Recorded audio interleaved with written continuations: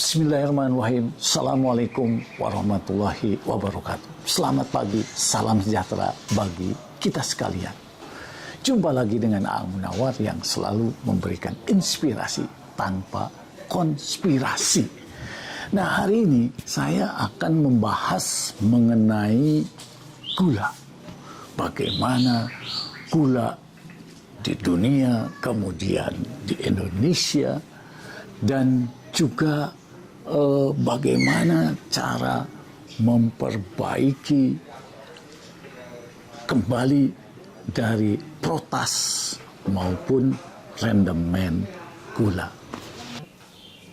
Nah, sekarang kalau kita lihat produksi gula dunia tahun 2001-2022, ya. Jadi ternyata yang pertama adalah India. India menghasilkan 36,8 juta ton. Yang kedua Brazil 35,3 juta ton. Kemudian Uni Eropa 16,5 juta ton. Thailand ini yang keempat yaitu 10,2 juta ton. Cina yang kelima 9,6 juta ton.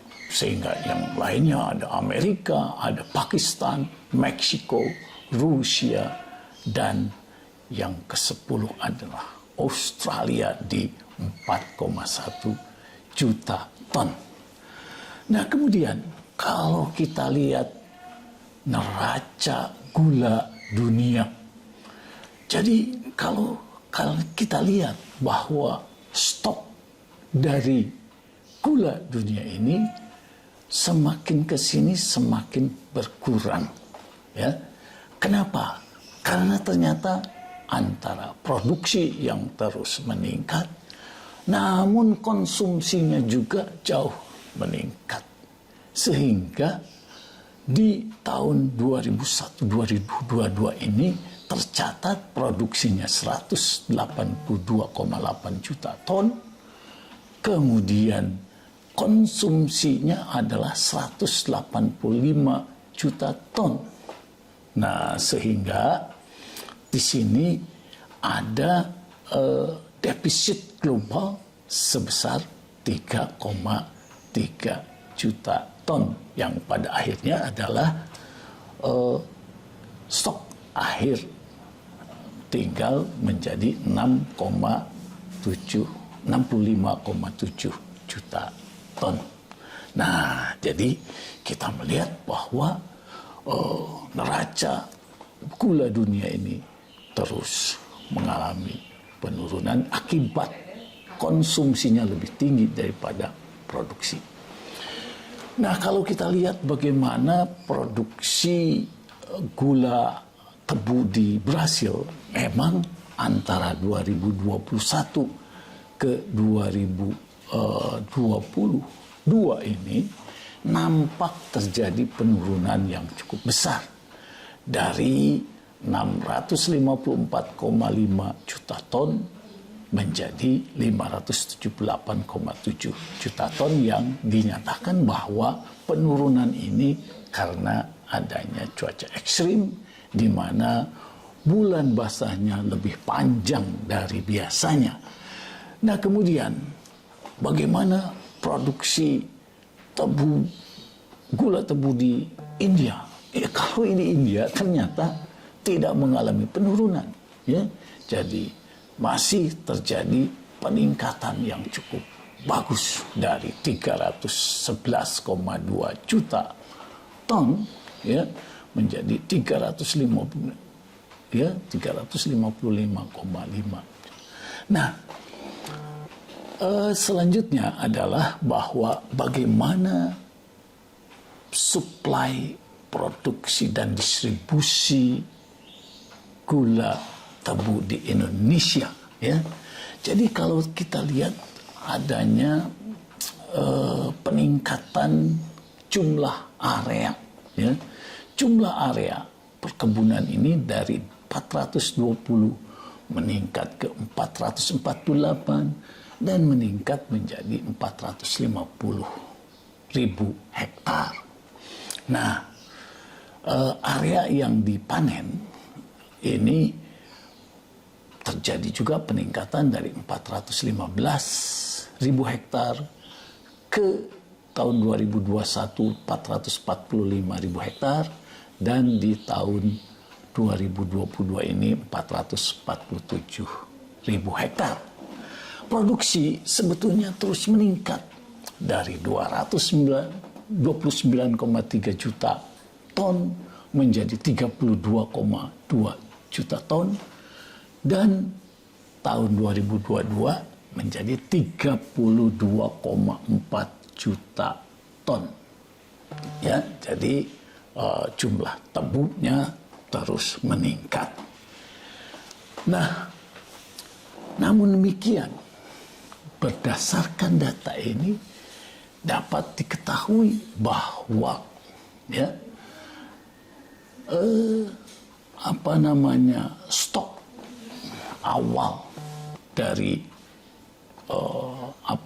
gula di Indonesia ini sebesar 2,4 juta ton, kemudian produksinya tercatat 2,4 juta ton. Nah, kemudian impor raw sugarnya ini di tahun 2022 ini adalah 5,4 juta ton, ditambah dengan impor dari rafinasi sebesar 300.000 ton, sehingga jumlah impor tahun 2022 ini adalah 5,7 juta ton, sehingga total supply-nya menjadi 10,5 juta ton, ya. Dan pada akhirnya ya untuk konsumsi sebesar 7,9 juta ton, dan diperkirakan saldo akhir dari gula di Indonesia ini adalah sebesar 2,2 juta ton. Nah, selanjutnya kalau kita lihat ya bahwa pencapaian produktivitas hablur di tahun 2021 itu rata-rata 5,17 ton per hektar, ya. Jadi ini PG-PG dari yang hanya 2 sampai 3 ton per hektar sampai 7 ke 8 ton per hektar, ya. Jadi memang bervariasi, namun demikian di tahun 2021 ini hasil rata-rata nasional ya 5,17 ton per hektar. Nah, di tahun 2022 nampaknya ada penurunan secara nasional, yaitu mencapai rata-rata 4,92 ribu ton per hektar, ya. Nah, namun demikian patut diacungi jempol di tahun 2022 ini adalah bahwa BUMN gula ini di Jawa ini tertinggi, yaitu di PTPN 5,78 ribu ton per hektar, ya.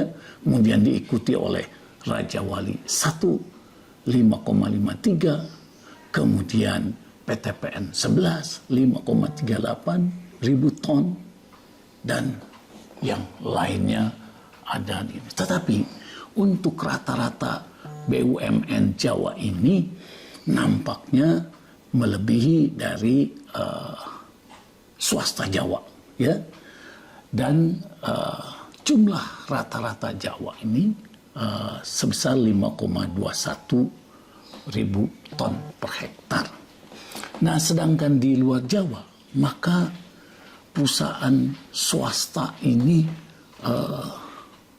yang tertinggi bisa dicapai, yaitu di PSMI mencapai 7,23 ribu ton per hektar, ya. Nah, jadi kalau kita melihat bahwa seluruh perusahaan perkebunan BUMN ini menghasilkan rata-rata ton tebu gilingnya ini lebih tinggi dibandingkan dengan swasta.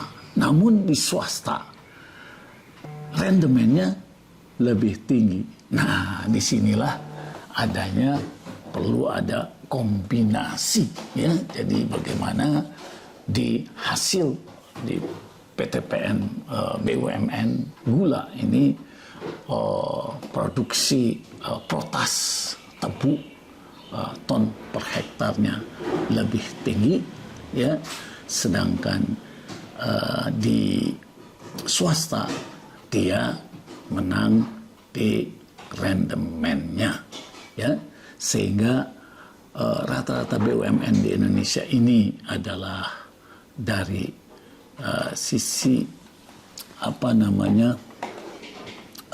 tebu gilingnya yang dihasilkan sebesar 74,93, ya. Namun demikian ini memang tidak terlalu jauh, ya. Jadi jumlah rata-rata BUMN luar Jawa ini memang rendah di dalam protas, ya. Nah, jadi rata-rata BUMN Indonesia mencapai 74,93 ribu ton tebu per hektar dengan rendemen rata-rata 6,5%, ya, sehingga menghasilkan 4,87 ribu ton per hektar.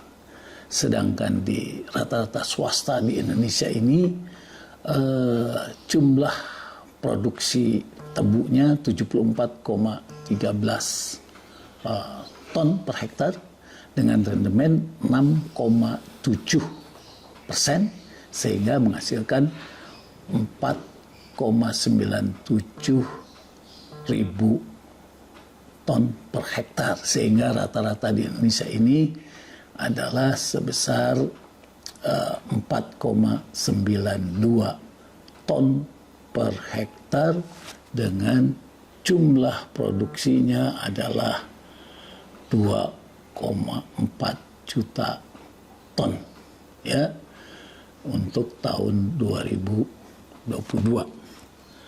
Nah, ya, selanjutnya kalau kita lihat, ya, jumlah perusahaan perkebunan gula ini berbasis tebu ini 18 dengan 62 pabrik, sedangkan berdasar perusahaan, ya, ada 11 perusahaan yang berbasis raw sugar import, yaitu 11, ya. Nah, 11 perusahaan dengan 11 pabrik. Nah, kemudian kalau kita lihat bahwa bagaimana jumlah tenaga kerja yang bisa diserap di perusahaan perkebunan gula berbasis tebu ini lebih banyak, ya. Jadi di on farm-nya ada 28.350 dan di off farm-nya ada 27.427, sedangkan di berbasis raw sugar ini hanya 4.833. Dan jumlah kepala keluarga dari para petani tebu ini untuk perusahaan perkebunan berbasis tebu ini bisa menyerap 1.328.250 kepala keluarga. Artinya ini begitu hebat di dalam memberikan daya kemampuan beli dari masyarakat, sehingga dapat menyerap tenaga kerja yang cukup besar. Nah, kemudian kalau kita lihat juga rata-rata harga gula pasir secara retail ini Di tahun 2019 12.293 per kilogram, ya. Kemudian di tahun 2020 ternyata meningkat menjadi 14.183 per kilogram. Di tahun 2021 menjadi 13.023 rupiah per kilogram. Dan di tahun 2022 ini sampai data ini di bulan April ini ada 14.600 ya. Mudah-mudahan ada rata-rata yang terus menurun. Nah, kemudian kalau kita menilik sebentar kepada data perbandingan produktivitas pertanian tebu yang telah disampaikan oleh Bapak Nusron Wahid, dinyatakan bahwa ada 5 negara yang diperbandingkan. Indonesia produktivitas tebu 75 ton per hektar, ya. Kemudian Brazil 76,80 sampai 80 ton per hektar, Thailand 74 ton per hektar, India 70, Australia yang paling tinggi 95 ton per hektar. Nah, dari rata-rata produktivitas tebu, sebenarnya Indonesia tidak kalah dengan Thailand dan tidak kalah dengan India. Dan dengan Brazil hampir memper-memper. Beta tipis. Namun demikian di rendemen, ternyata rendemennya Indonesia ini yang paling rendah dari 7 sampai 7,5%. Bahkan kalau kita lihat di sini di tahun 2022 ini juga terus menurun, ya. Nah, kemudian Brazil dari 12,3 sampai 13%, Thailand 10%, dan India 9,5 sampai 12%, Australia 13 sampai 14,7%. Sehingga tentu saja produktivitas gula ton per hektarnya Indonesia paling rendah, yaitu antara 5,4 sampai 6 ton per hektar. Kemudian Brasil 9,35 sampai 10,4 ton per hektar. Thailand yang dekat dengan negara kita ini 7,4 ton per hektar. Sedangkan India 6,65 sampai 8,22 ton per hektar. Sedangkan Australia karena rendemennya tinggi, juga produktivitas tebunya tinggi, maka dia capai 11,05 sampai 12,5 ton per hektar.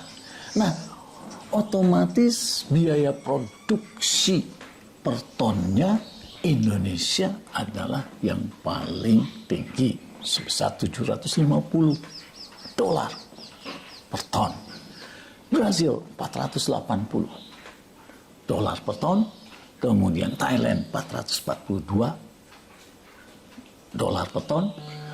India 500 sampai 593 dolar per ton.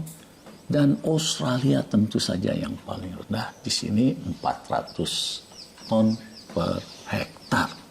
Nah, berdasarkan data tersebut, saya melakukan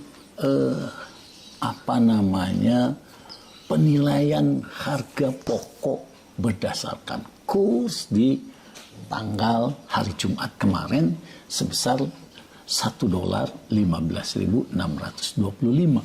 Sehingga berdasarkan data-data tersebut saya masukkan nilai-nilai ini sehingga harga pokok gula per hektar di Indonesia minimum 61,5 juta dan maksimum 65,9 juta.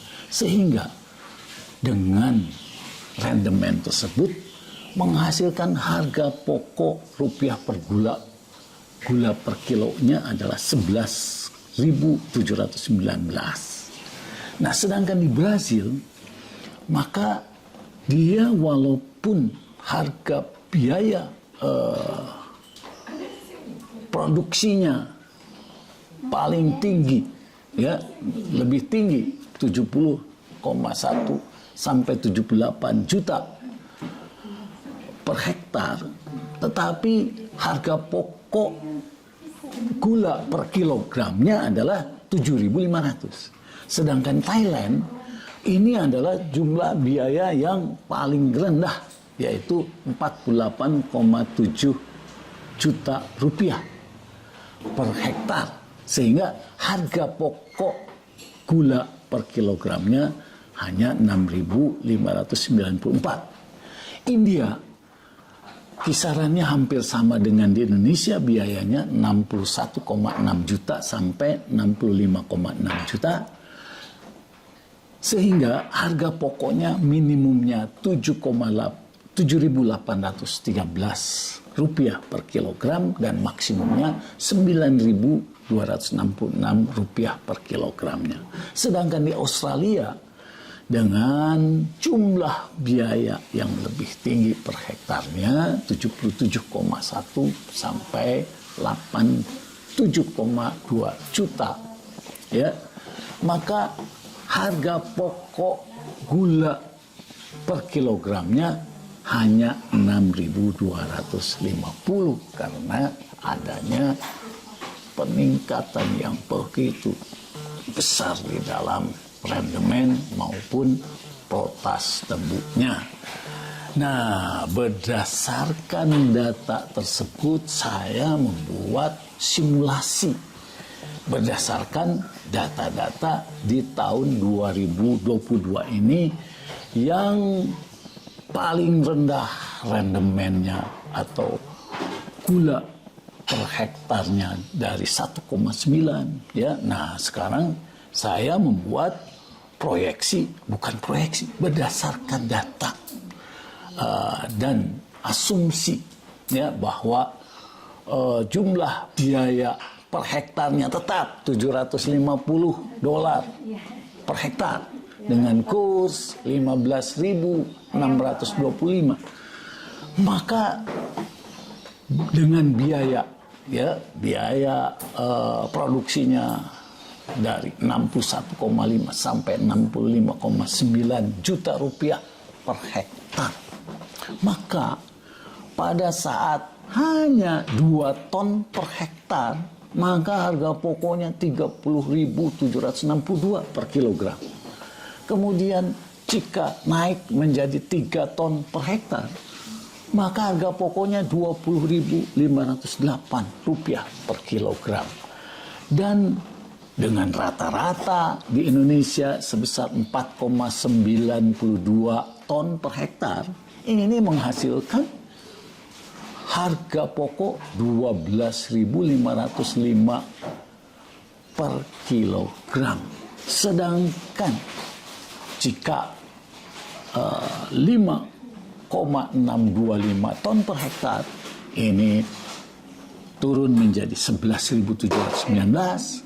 Kemudian jika 7 ton per hektar, 7 ton per hektar ini bisa berdasarkan, ya, rata-rata saat ini 75 ton tebu, kemudian 7%-an di rendemen, ini akan menghasilkan harga pokok 9.417 per kilogram. Nah, jika naik menjadi 8 ton per hektar, maka akan turun menjadi 8.240 per kilogram. Naik 9%, bukan 9%, 9 ton per hektar akan menghasilkan harga pokok 7.324. Dan saya yakin bisa juga jika akan menghasilkan sampai 10 ton per hektar, 10 ton gula per hektar, maka harga pokoknya hanya 6.592. Nah, oleh karena itu maka kita harus melakukan 2 hal. Perbaikan di bibit. Yang kedua adalah perbaikan di kualitas tanah. Nah, maka mikrobiologi adalah pondasi untuk sistem produksi yang sehat. Sehingga di dalam tanah ini secara kimia, fisika, dan biologikal, secara biologi ini merupakan satu kesatuan yang utuh. Nah, selanjutnya adalah bahwa sifat-sifat ini akan terus. Nah, selanjutnya bagaimana jaring makanan tanah? Ya, kita lihat ada berbagai macam, dari mulai ada 5 tingkatan. Di sini ada tingkat tropik pertama, kemudian ada tingkat tropik kedua, tropik ketiga, keempat, dan kelima. Nah, pada saat di tropik pertama, di sini kita melihat bahwa bagaimana berbagai macam ya jaringan, ya, di mana di sini ada tropik level ketiga ini ada Southern, ya, kemudian keempat ada high level predator, dan yang kelima adalah yang paling tinggi predatornya, diantaranya burung dan binatang lainnya. Nah, kemudian bahwa nitrogen yang ada ini merupakan yang ada di udara, kemudian ini merupakan bagian penting di dalam pertumbuhan, dan juga selain nitrogen juga karbon dioksida. Nah, pertumbuhan tanaman ya ini adalah harus melihat rasio karbon terhadap nitrogen. Pada saat permulaan ini 10:1, tetapi begitu pertumbuhan, penambahan CO2 terus meningkat dari 20:1, 30:1, 40:1, dan pada saat mencapai puncaknya bisa 50:1 sampai 70:1. Dan pada akhirnya ya kebutuhan CO2 ini terus meningkat pada saat mulai berubah warna ya dari buahnya ini, mulai dari 100:1, 250:1 sampai 400:1. Nah, bagaimana karbon dioksida ini dapat mempercepat pertumbuhan tanaman ya, sehingga dengan CO2 yang cukup maka pertumbuhan. Nah, CO2 ini lebih penting dalam menghasilkan potensi hasil ya yang lebih tinggi, sehingga tentu saja CO2 ini merupakan bagian yang terpenting. Kalau kita lihat bahwa karbon ada 45%, oksigen 45%, kemudian hidrogen ada 6%, dan nitrogen 1,5%. Ya, nah sedangkan CO2 ini bisa mencapai 90%. Ya, nah kemudian selanjutnya adalah unsur hara lainnya, magnesium, kalium, kalsium, fosfor, dan sulfur itu keseluruhannya 2%. Nah, selanjutnya struktur utama dari tanaman diantaranya adalah karbon dioksida yang dihasilkan. Nah, kemudian berdasarkan soil microorganism and higher plant ya itu dinyatakan bahwa ya mikroorganisme, bakteri maupun ya, jadi komponen penting dari atmosfer tanah adalah karbon dioksida, produk dekomposisi akhir dari bahan organik. Intensitas proses biokimia yang terjadi di tanah dapat dinilai dari jumlah karbon dioksida yang dilepaskan. Nah, pembentukan CO2 sangat tergantung pada metabolisme mikroba. Nah, segala sesuatu yang mendukung pertumbuhan mikroorganisme meningkatkan CO2 ya. Jadi CO2 ini sangat penting, sehingga dengan melihat bagaimana mikroorganisme di dalam tanah ini sangat penting di dalam hal menghasilkan unsur hara yang tersedia buat tanaman. Nah, oleh karena itu kita lihat bahwa PT RPN melalui PPKS sudah menghasilkan bionensis, biosila yang dapat meningkatkan kesehatan dari tanah sehingga patut dipakai di dalam rangka meningkatkan hasil dari tanaman. Nah, kalau kita lihat bahwa perbandingan antara bakteri dengan fungi, ini kita lihat dari tanaman-tanaman itu sangat berbeda-beda. Nah, oleh karena itu dengan mengetahui jumlah bakteri dan fungi, ini sangat penting di dalam mempush tingkat hasil dari tanaman yang kita inginkan. Terutama adalah yang sugarcane, ya. Maka kita harus memahami bagaimana perbandingan antara bakteri dan fungi, ya, sehingga nanti hasilnya akan tinggi di dalam hal protas temu maupun rendemennya. Nah, inilah kenapa PT RPN terus menghasilkan produk-produk yang dapat meningkatkan kesehatan tanah dan juga tidak hanya itu, juga menghasilkan. Nah, kalau biologi tanah ini yang layak, ini tentu saja ya akan meningkatkan nutrisi tanaman, menghasilkan pH tanah yang bagus, kemudian memproteksi dari patogen dan tentu saja memperbaiki potensi hasilnya yang selalu didengung-dengungkan oleh Direktur Pelaksana PT PN 3 Holding, supaya setiap hasil itu harus berdasarkan potensi dari paritasnya.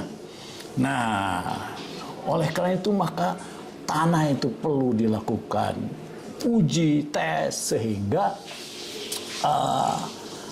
berapa unsur hara yang dikandungnya di dalam ini, termasuk juga bagaimana perbandingan antara bakteri dan fungi supaya row crops improper balance itu karena tidak seimbangnya antara jumlah bakteri dan fungi, ya. Nah, dengan keseimbangan bakteri dan fungi itu bisa meningkatkan hasil. Apalagi sekarang kita tahu bahwa biaya pupuk kimia yang begitu mahal, maka pupuk organik ini dapat memperbaiki mikroorganisme tanah sehingga hasilnya tentu akan berubah. Nah, berubah dalam bani sugarcane. Jadi kalau kita ingat, Allah tidak akan merubah suatu kaum dari sugarcane, ya, maka berubahlah kaum sugarcane ini untuk melakukan perubahan-perubahan di dalam bibit maupun tanah, sehingga dengan memahami bagaimana mikroorganisme di dalam tanah ini dapat meningkatkan atau menghasilkan berbagai unsur hara yang dibutuhkan oleh tanaman ini akan menjadi lebih bagus. Nah, jadi kita lihat bahwa untuk melakukan pembenahan tanah bisa melalui cacing, melalui BSF yang pada akhirnya adalah bisa menghasilkan unsur-unsur hara yang diperlukan. Bagaimana kita lihat bakteri, fungi, protozoa, dan nematoda dalam hal perbandingan karbon dan nitrogen yang pada akhirnya menghasilkan berbagai unsur, unsur hara terutama fosfor, kalium, kalsium, magnesium, dan sulfur yang memang itu dibutuhkan oleh tanaman. Nah, jadi di sini jelas bahwa ya PT LPN haruslah menjadi garda terdepan di dalam menghasilkan bibit maupun berbagai pupuk organik yang merupakan sustain, ya, keberlanjutannya sangat tinggi karena dia pasti ya terus menghasilkan berbagai limbah, dan limbah ini diolah menjadi pupuk organik yang di dalamnya sudah terkandung berbagai macam bakteri maupun fungi yang dibutuhkan dalam memperbaiki tanah. Nah, kita melihat bahwa micronutrient cycling, ya, dari eksesnya itu sendiri, nitrogen yang dihasilkan itu masuk ke dalam tanah sebagai amonium, ya, dan juga bisa menghasilkan berbagai unsur-unsur hara yang dibutuhkan, sehingga pada akhirnya adalah free fertilizer, ya. Nah, kemudian bagaimana nematoda dalam memakan fungi, ya. Jadi perbandingannya di sini bahwa nematoda akan memakan 5 fungi, ya. Dan tentu saja perbandingannya 100 berbanding 5, ya. Nah, hasil dari nitrogen itu juga dibalikan ke tanah dalam bentuk amonium NH4, ya. Nah, jadi kita melihat bahwa berbagai macam, ya, unsur yang diperlukan oleh alam sehingga alam semakin bagus, lingkungan yang bersih, dan juga tanaman akan disediakan berbagai unsur hara maupun unsur mikro yang sangat dibutuhkan di dalamnya. Nah, pada saat kita telah mempelajari bagaimana reproduksi dari fertilizer, ya, maka bisa jadi memang tambahan, ya, tambahan dari pupuk kimia ini bisa meningkatkan hasil yang lebih tinggi, tetapi tidak menjadi pokok, ya. Yang pokoknya itu adalah bagaimana kita menggunakan banyak